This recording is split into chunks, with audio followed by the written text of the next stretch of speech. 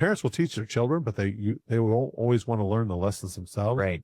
The kids are going to make sure you learn it. Right. So if you're trying to teach a challenger, you better make sure every T is crossed and the I's are dotted and the P's and Q's are in the right spot, because they're going to call it out. Yeah. And and then you will adjust, because it's like, or adjust, don't throw in the towel, because it's the outcome of raising financially responsible children long-term is always well. Welcome to the True Wealth Podcast, where happiness is more often found in the soul of someone's wealth rather than the size of it. Money, after all, is a tool. It's not the destination. Money is the fuel to advance your core values and your purpose.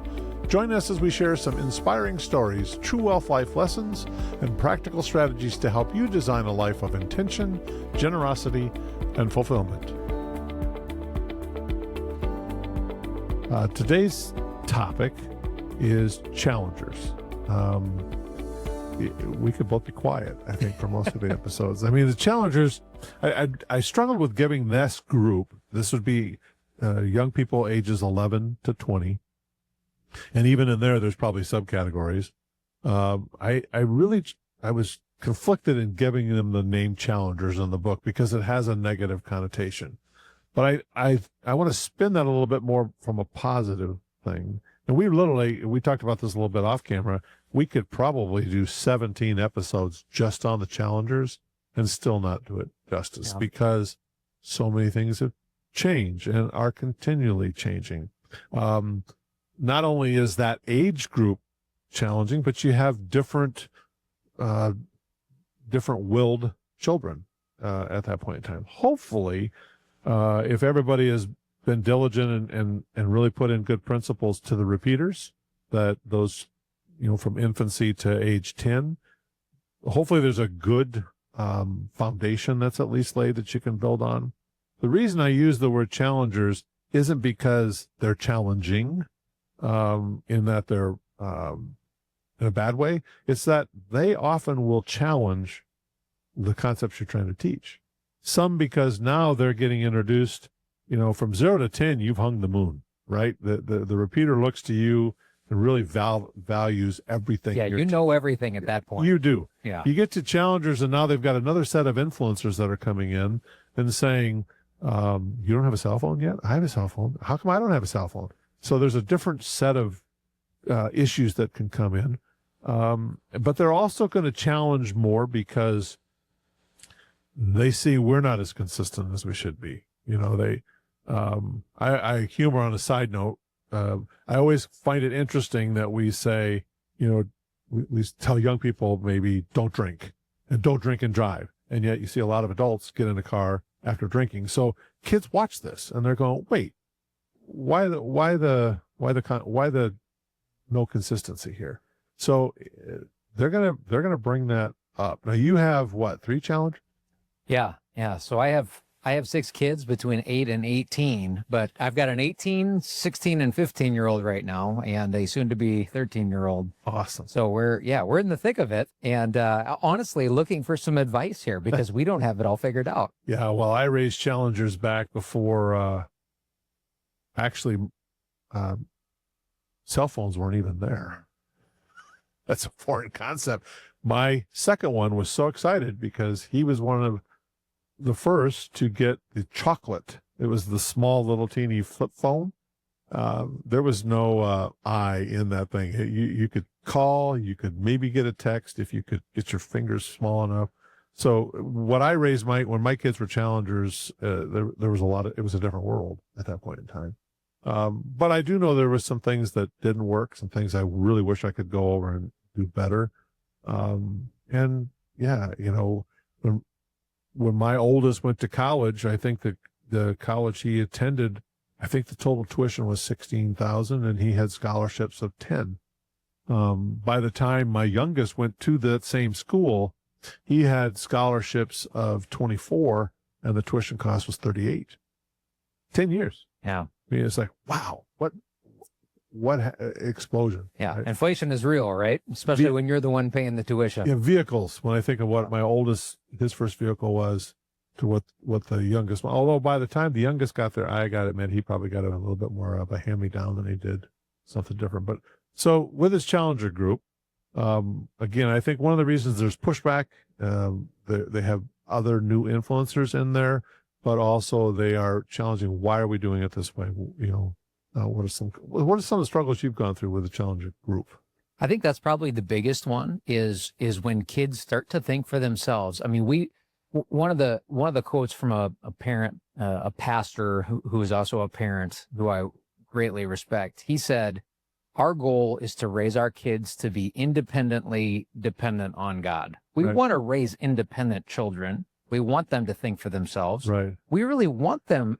I mean, ideally, I want my kids to question what I'm saying because I don't want them to just believe what any authority figure tells them. Exactly. I want them to learn to question." That's why if you go back to True Wealth, one of the main principles is being open to wise counselor. Right. It doesn't say blindly follow wise counselor. Right. We don't want to raise kids that blindly follow. Absolutely. Yeah. So you should be sifting through and evaluating. I'm going to be open to it. You need to be open to wise counselors, but that doesn't mean just blindly trust them. Right. And the challengers won't, which is good. Right. And all it takes is one teacher to question one thing that you've taught them that they go, wait, mom and dad say this, and you're saying something that's different than that. Right. What else are you saying that isn't true that Yeah. my teacher, who knows more than you do now, because I'm not 10 anymore. Well, the other thing that's always interesting when you have multiple in the same group, Right. it's kind of like, wait, why did they get this and why did I not? So it's the ripe environment for challenging issues, challenging situations. You've hopefully taught them as a repeater some good found money. So one of the things that I get asked a lot is, okay, with them, should I give them an allowance? You got a philosophy on that? What are your thoughts? I had both. Yeah. And I can tell the difference of how I did it and wish I could. The younger two turned out great. Well, that isn't it. But we kind of just took care of whatever they needed. So I didn't want to hassle with it. So, but by doing so, I wasn't teaching them either. Yeah. Or the older, because of a particular financial situation we were in, I needed them to be financially responsible so I could be better. Right. So there are different philosophies on budget. What about you? What are you doing? I will tell you what we've done, and kudos to my wife for leading in this direction, because she's the one who's always coming up with the good ideas, and I'm the one going, oh, that's a good idea. Let's do that. Yeah. But she had the idea when the kids were little that we would give them chores, and the chores are expected, an expected part of being part of a family. As a family member, you're going to be a contributing member to the family. You're not just going to suck all of us dry and then leave us with your messes. Right. There's certain responsibilities. And so those were clearly defined. And my wife did a great job of doing that. She made a board and magnets and the whole bit. And each of the kids, we call it steward our stuff. Every Saturday, the kids roll their eyes, steward our stuff again. Okay, I've got my bathroom to clean, or I've got my laundry to do, or whatever it is. Right. We've got specific chores that we feel like are you contributing as part of the family. Then we've created some additional opportunities for them to make some money if they want to. So we'll say, okay, if you want to go remove, we've got a tree that's down. I've cut it up into pieces. It needs to be hauled to the truck, fill the truck up, and that job is worth X number of dollars. Right. And that makes sense because that's something you did that you're asking them to help with. Right. Whereas as opposed to cleaning the one of the bathrooms. Right. That's a responsibility because you shared in making it dirty. That's right. That's interesting. Right. So we've tried to separate it out that way. I don't know that we've done everything the right way. I know Ron Blue, one of my favorite teachers, they raised their kids and they gave them an allowance. But with that allowance, the kids were required to buy their own clothing and shoes and all that sort of thing. Yep, I've watched both. Right. And it kind of gave his suggestion in doing that was you need to allow kids to make their own spending decisions. So when they go and decide, hey, I want the $100 pair of shoes instead of the $50 pair of shoes, they go, okay, there's a consequence to that. Right. Money doesn't grow on trees. Yep. We don't have unending resources. And because you don't have unending resources, you have to make decisions. Right. And there's no independent financial decision. Right. One decision affects all other decisions. And the other thing I found out is when I was willing to buy those shoes, Jordan's new releases are the ones we had to have. That's right. If they needed to have some vested dollars in that, they would say, yeah, those are nice, but I'd rather have these, because they would make the choice. And for me, it was more, I want you to have this status, which was wrong. but that may have been why I may have done that with that. And you learn that was not good teaching and good training.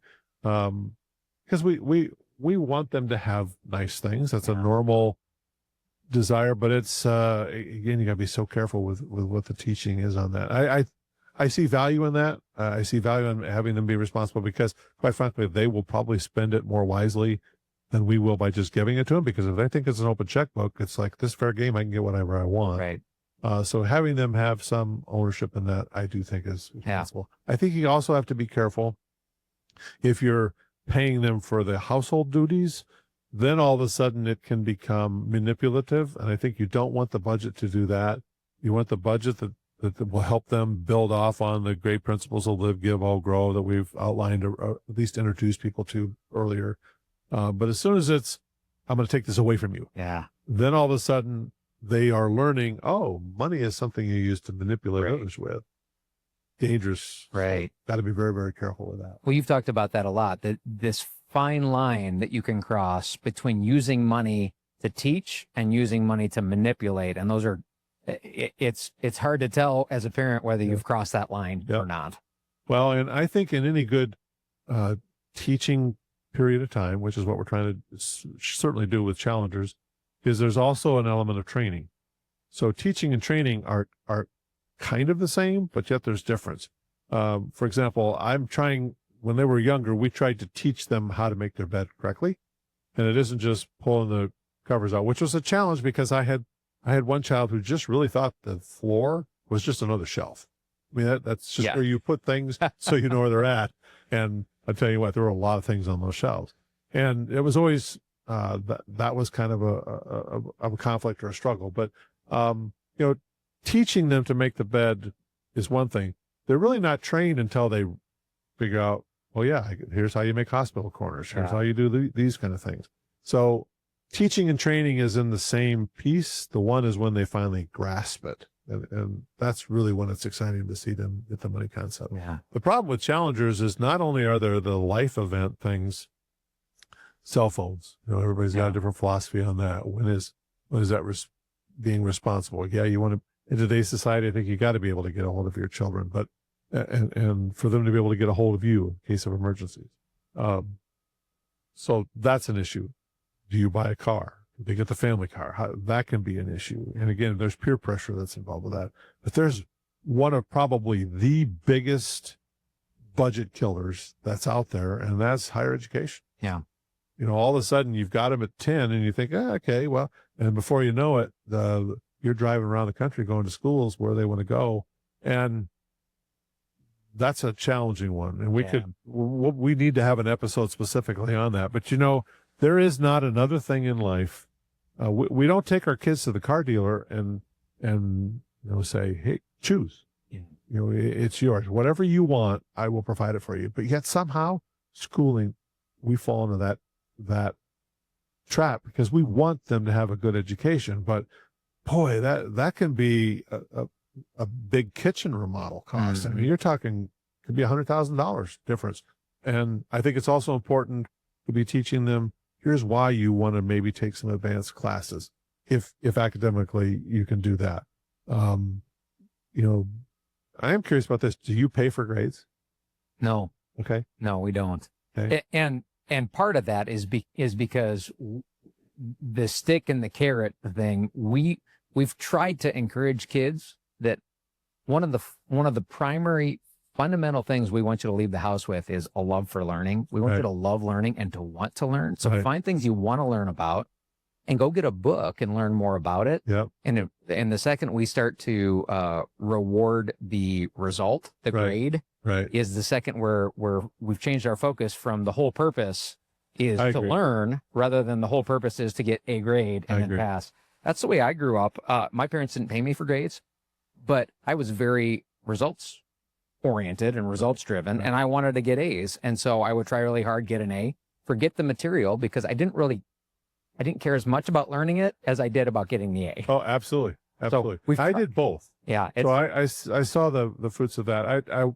I would caution or at least encourage people, if that's the motive you decide to go through, make sure that you have the parameters set correctly. So for example, My children, although are equal in so many ways, they have different interests and different academic abilities. And I think some of that may even become on how we dealt with some of those things. So I got to take some responsibility for that as well. But, to say to a child or a young adult who's clearly a C student, here's the money for A's. That's not an achievable expectation. If you're a C student, I just want to make sure you're getting C's, not F's. Yeah. So for me, it was, I will reward that, but they didn't always know they were getting that. And I never wanted it to be a tit for tat kind of a thing. Yeah. So, I was more interested in the comments that the teachers put in it than I did necessarily the grade, because, my oldest, he was very academically gifted, and he always viewed it as a curse because he said they don't always know what to do with that. So I wind up doing 4 more packets and 3 more study guides, Right. because I get it and I got my work done. Right. So then to put financial rewards on that didn't mean anything to him. So for him, it was more, and I agree with that. So we didn't, I don't see the value of that, but those that do, just be careful and make sure the parameters are right. Reward A students with A's, and C students with C's, not A by grade. Yeah. Yeah. What are some of the other issues or challenges you run into with your challengers?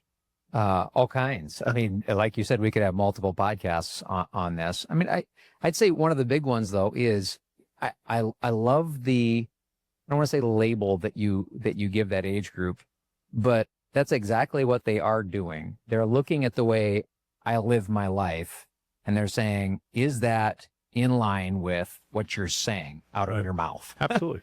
And money is a big one. Money is a big one. And I think one of the things I would caution people against, and I found this to be true myself, I want to get into the weeds and make sure, as a financial advisor, it's no different than a doctor wanting your kids to be healthy or a pastor wanting your kids to behave. Like, you want kids to actually make you look good as a parent. Yeah, I get it. And if you're a professional in something and your kids are terrible at that thing, it really does, it's like, okay, you can't even teach your kid this.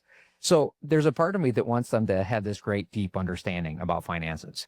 But what I found is that each of our kids have varying interests in even wanting to learn about finances. Sure. So I have one kid who I went through and taught him about compound interest and Albert Einstein and his famous quote that compound interest is the most powerful force in the universe. And so we get a calculator out and he says, sign me up. And he's got a job and he's saving money already. He's the responsible one. And so he starts a Roth IRA at a young age and he's investing money. And then my other son says to him, hey, can I borrow some of your money? I want to do that investing thing too. And we raised you exactly the same way, but you're 2 totally different kids. Yeah. So how do it's this gene pool thing. Right. My wife and I had this. I'm convinced I had a couple genes that fell asleep through this whole process because, we had them on an envelope system. Yeah. And it was I'll never forget the time we gave them their cash, or that what we did. These were the one we gave them an allowance, and the one took it and just handed it over to the other one. Right. Yeah. And I said, what's this about? Oh, well, he borrowed some money from him. And then he said, I paid you back, right? And the oldest said, yeah, but you still owe me interest. Exactly. Yeah. And he's like, what's that? I'm never doing this again. But it's just kind of like, yeah, hey, here, this is yours. Yeah. I don't have delayed gratification there. Right. So, well, I was going to ask they do watch. That's always the interesting thing to me, because I may say, oh, do it this way, do it this way, do it this. And then when I don't do it, they challenge you on it. Right. I mean, they come back and say, hey, wait, why do I have to do this? But you're not doing it yourself. So that's kind of why I liked designing the book the way I did, because sometimes parents will teach their children, but they will always want to learn the lessons themselves. Right. The kids are going to make sure you learn it. Right. So if you're trying to teach a challenger, you better make sure every T is crossed and the I's are dotted and the P's and Q's are in the right spot, because they're going to call it out. Yeah. And and then you will adjust, because it's like, or adjust, don't throw in the towel, because it's the outcome of raising financially responsible children long-term is always well with it. Yeah. What are some of the things you're trying to instill with them? Not only about money, but just good principles. I've always been impressed, at least with the oldest 2, because I've seen them more. They are willing, giving is not always dollars. there's a lot of ways to give, giving of your time. If they're always more than willing and they show up, they will help. They see the value of that, and kudos to you for doing that. How'd you get them to do that? Well, again, Great wife. kudos to their mother. Yeah. So Got it. But I do think that whole idea that more is caught than taught. I talk until I'm blue in the face, and I think most of the time they hear wah wah wah wah wah Right. wah, Yeah, Charlie Brown's teacher, right? and they're like, now I'm gonna watch and see what you do. Right. And so when we serve, they serve. When we fight, they think it's okay to fight. Right. Et cetera, et cetera. And so hopefully they're looking at my life and going, that's the kind of life I want to have. And I think when it comes to finances too, especially, inviting the kids into the financial life is a really tricky thing to do, but I Yep. think it's really worthwhile. Absolutely. Because I think a lot of people would maybe listen to a podcast like this and go, okay, give me some, what should I do? Like, should I pay for college or not? Should I give me the answers? Right. But I think the bigger picture is there aren't necessarily individual answers that if you do all these things, your kids are going to turn out well. No. But I think there is an authenticity there in an openness that when you're willing to allow the kids into the why behind your decisions. Hey, in our family, we have a very similar situation to yours, where my older kids grew up in a place where we were not established financially. Right. We had a rough go of it for a lot of years. And so we would go through the Taco Bell drive-through and everybody gets one thing from the dollar menu. Right. And they scoff at their younger siblings now, because we basically have 3 who are older and 3 who are younger and had a miscarriage right in the middle. Yep. And the 3 older ones were raised slightly differently. Yeah. And we tried to raise them the same, but we had different resources for the younger 3 than we did for the older 3. Right. And you can see it in how they live. Yeah. But this whole idea of inviting them into the why are we ordering one thing from the dollar menu when I go with my cousins or my friends, they get to order a Happy Meal or a full Right. meal or whatever. Why are we doing this? Why do you make us eat fruits and vegetables at home to go with it Yeah. and only spend this much We're trying to money? teach you responsibility. Right. And you know what? Mom and dad don't have all the money in the world either. You don't need to be afraid that we don't have money, but you need to realize that we make decisions that are trying to be the best steward of the assets we've been given. And we don't have that much to deal with right now.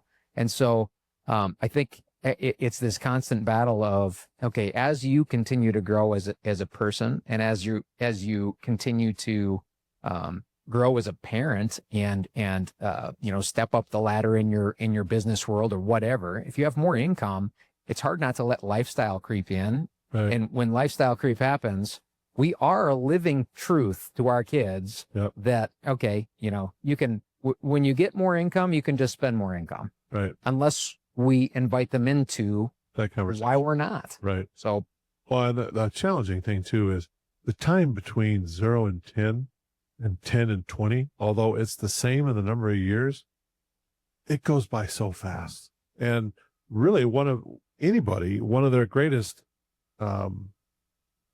adversaries is time, but it's also one of their greatest allies. And it just depends on how you're handling that. So if you're using that, challenges are a lot easier if you've done repeaters well. yeah. And launchers have a much easier time if you've done challengers well. Communication is still at the core of making all that work. And we're not trying to get every listener to have perfection, but we do see value in a perfect effort. How do we make this better? Yeah. Now, granted, if you've got your challenger right now, when you're hearing this episode for the first time, they're 17, you can't take them back to 10. So some of that, you just have to own up and say, you know what? We haven't been doing this right. Yeah. I haven't been doing this right. And I want to help you be better at this. Can we have a conversation about this? Yeah. What are things about money that you wish you could ask me? And you know what? You may ask me the question. I'm going to say, we got to go listen to the True Well podcast, because I don't have the answer to that. And we're not going to have every answer there either, but the resources are there to help you make better choices. Yeah. And that's kind of Well, speaking of better choices, so you've talked about your family situation where you have 2 kids and then multiple miscarriages and then 2 more kids. So you're almost raising 2 sets of 2. Right? Oh, yeah. There was 8 years. or roughly that. There was a fair number of years between second and which also is interesting. Now, I'm not a psychiatrist, but I have gone through family life planning, how an oldest thinks versus a middle child thinks versus a younger child thinks. Yeah. It's real. It is real. One of the things that was really cool, we did as a couple, we went to this, we brought in a professional, and I'll try to get them to come back on the show. I think that would be really well to do because the birth order is fascinating. Anyway, what they had us do is they sat us down and they put all the oldest and onlys in one group. And then they put take that back. All the oldest were in a group. All the middles were in a group. All the youngest were in a group that we had. And then the onlys were separate. And they kind of had them pure. Of course. The only simple instruction was plan a party. Huh. Okay. Then when we were all done, and we ran out of time, of course, it was a time thing. And then they put up on the wall what your group's party was. And the oldest was, we're going to start at 7:00. This is going to be the meal. This is how you dress. This is how this goes. And every detail was there. The second group, potluck. Yeah. Why? Because they want to make sure everybody they're trying to be that negotiator between the oldest and the youngest child. So potluck, come as you are. However you're comfortable, come. And so it was much more loosey-goosey, again, because of their role in the birth order. Youngest, I was in a group, we could not do it. Our page was blank. And the guy laughed because he said, usually these are the wildest parties. And I guess maybe that's true because there is nothing. There's no plan. There is no plan. But, it was true. Our oldest sometimes made those decisions for us, and we didn't have to make those decisions. So finances, you got to bring that into the same thought process because how an oldest and a middle and the youngest, they all go through that challenging stage with different issues. Right. But anyway, I got off track there a little bit, but that was really interesting to me, how you incorporate that and how you deal with it, because they are all individuals. Right. We're still trying to nurture their nature, and their natures are different, but we want to build that. Yeah. If possible. Yeah. So if you could go back and do it over and you could just change one thing, what one thing would you change about how you taught your kids about money? Especially when they're in this challenging period. Again, because of the age differences and how we did it differently, I probably would want to go back and make adjustments to both of them. Yeah. I was probably a little too rigid with some of the budget on the earlier ones, only because we didn't have it. Right. And it was a means of survival. Yeah. And I was not trying to control them, but I knew if I could get their budget better, mine would be better. Except I'm terrible. I am such an impulse spender, which is kind of hard for me as I get into this next transition to life, which I'll come back to as well, because I'm at this point in life where I can kind of be sloppy, which is not good. If I want something and I really want it, we talked about those wants and needs with Nick, but if I really want something, even if I may not need it, I go buy it. That's not being financially responsible. So I'm a little worried about this next transition where I'm going to be probably brought back into more of a little bit restrictive income stream. And how do I feel about it? Like that scares the beavers out. Well, from a positive, you don't have challengers watching anymore. True. You have jugglers who are raising possibly challengers soon, right? See what Dad's doing, and you're not doing it that way. That's right. I want to do what Grandpa does, not what Dad does. The one thing I would have done with the younger two is had more conversation. I just blindly said, "Well, take care of it. Don't worry about it," and they didn't, and they did. And sometimes I have to watch them, and now I even see them at different points. One being single, one's married. Fortunately, his spouse, I think, brings them back in. So we're still learning with some of them, but I would go back and have a deeper conversation with it. I would have a better plan, and I would have more conversations on the differences between live, give, grow, instead of big pot of money. Where's it all going? Got more compartmentalized on why we're putting money in this bucket versus this bucket and what's its purpose, which goes back again, to the true wealth concepts and being, wisely using those financial resources. Yeah. Is, principle number 7. But go back now. Well, I think, again, we don't want to shame anyone on this podcast or make you feel bad for the way you have raised your kids, but our goal is to help share some of our, our failures and our successes that might help you along the way. So maybe, I mean, you kind of shared how you would maybe do it a little different with the second group. Do you think that the way that you raised that second group had as much to do with you being probably busier, but wealthier than you were with the first? Had a lot to do with it. So how would you recommend people who are in the middle of that right now? What advice would you give me of the world who's in the middle of that right now going, I have two groups and I've raised them a little different. What can I do to help this second group who has had almost a completely different set of circumstances growing up? Yep. How can I help them to understand how to be a good steward of their money? That's a great question. I go back to, as parents, if your house is in order, it's easier. And mine, again, it was in transition to those periods of time. I was still recovering from the clothing store business, so I had a lot more debt I was trying to pay back. So there, I guess to answer your question, it would be, do I have a lot of money extra, or which one would I want? Right. More money is not the solution. Right. So how would I have done it if I had excess versus how would I have done it if I didn't? And I had both of those. I wish I would have had them in different order, but yeah, if I could go back, it would be more conversation. It would be more clearly defined goals and why, not just because. Well, it sounds like all of those require time, right? And intentionality. And I had a 45-minute commute when I was doing this. So fortunately, I had a great wife too, who was very good and disciplined and took care of a lot of those things with the kids. But we didn't have as many conversations about money as we should have. I openly admit that.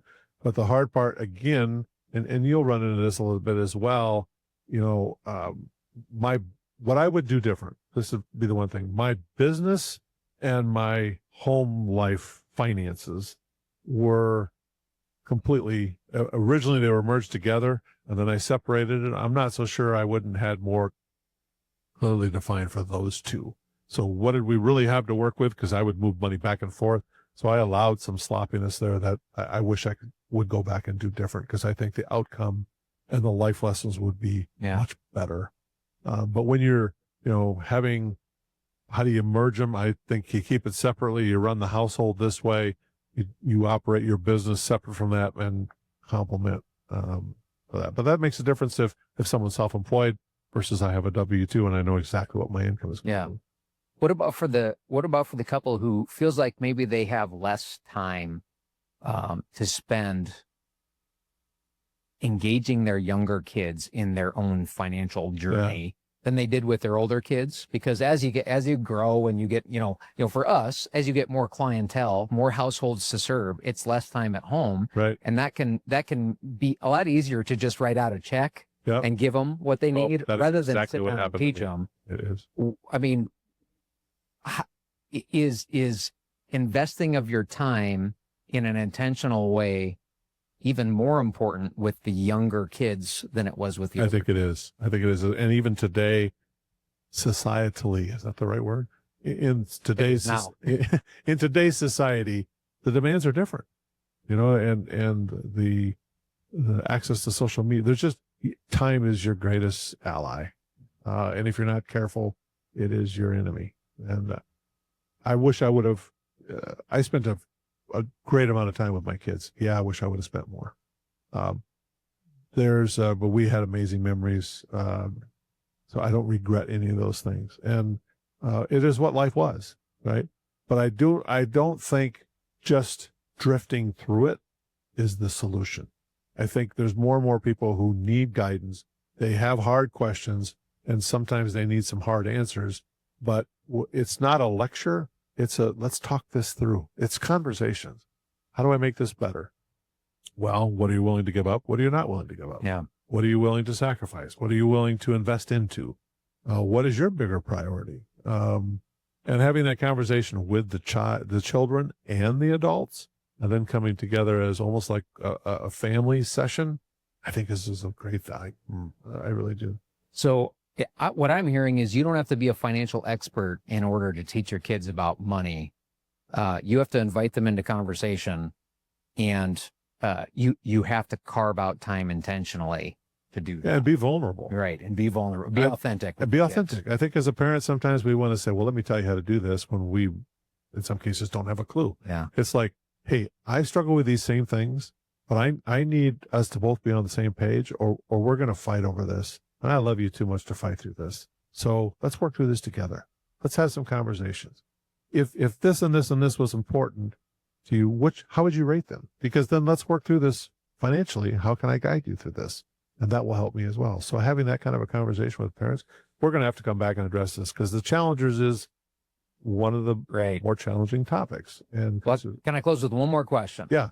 Because we talk about authenticity and being open with kids and inviting them into the conversation. Is there ever a point where you, having gone through this and seeing how your kids have turned out with the knowledge you've instilled into them and the wisdom you've instilled into them, is there ever a time that you can step over the line and invite them into too many details or be too authentic in your finances?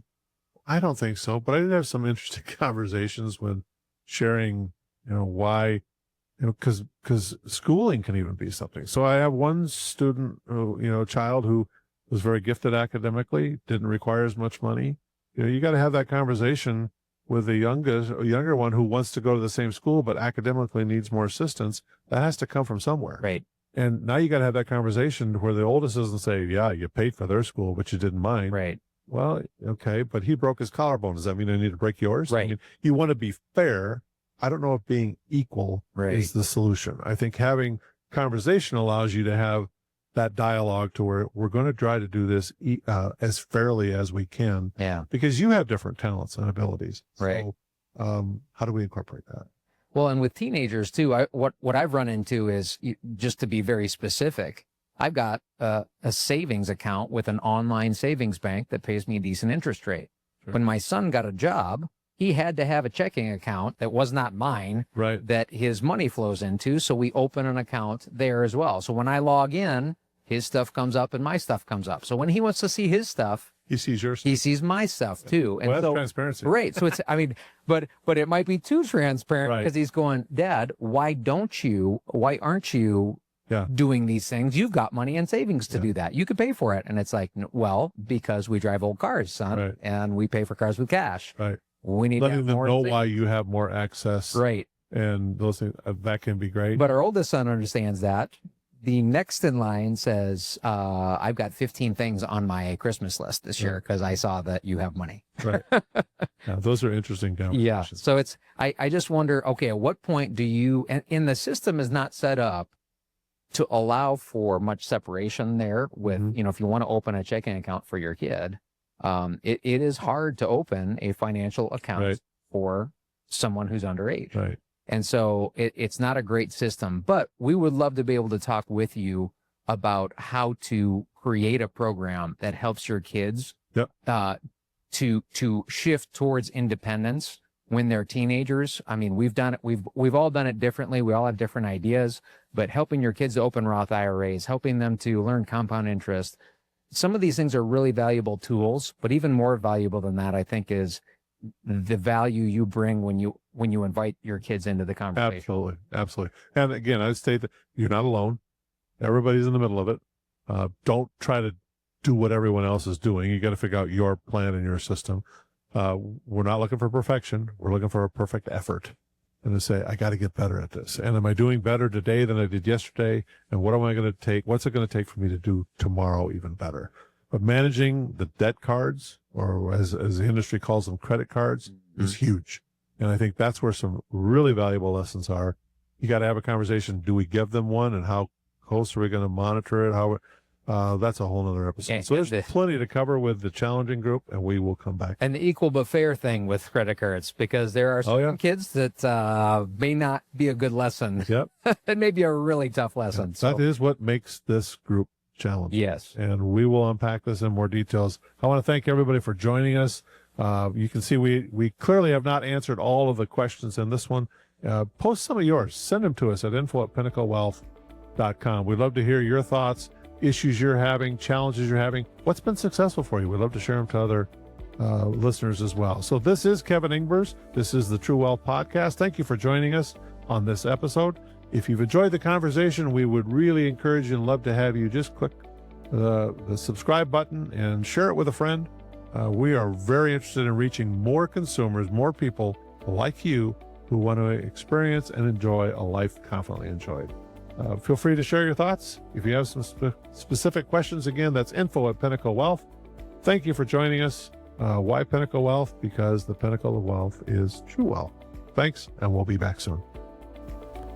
The opinions voiced in today's True Wealth podcast with Kevin Engbers, Nick Omlet, and Ryan Ovenden are for general information only and are not intended to provide specific advice or recommendation by any individual. Past performance is no guarantee of future results. All indices are unmanaged and may not be invested into directly. Investing involves risk, including possible loss of principal. No strategy assures success or protects against loss. To determine what may be appropriate for you, consult with your attorney, accountant, financial, or tax advisor prior to investing.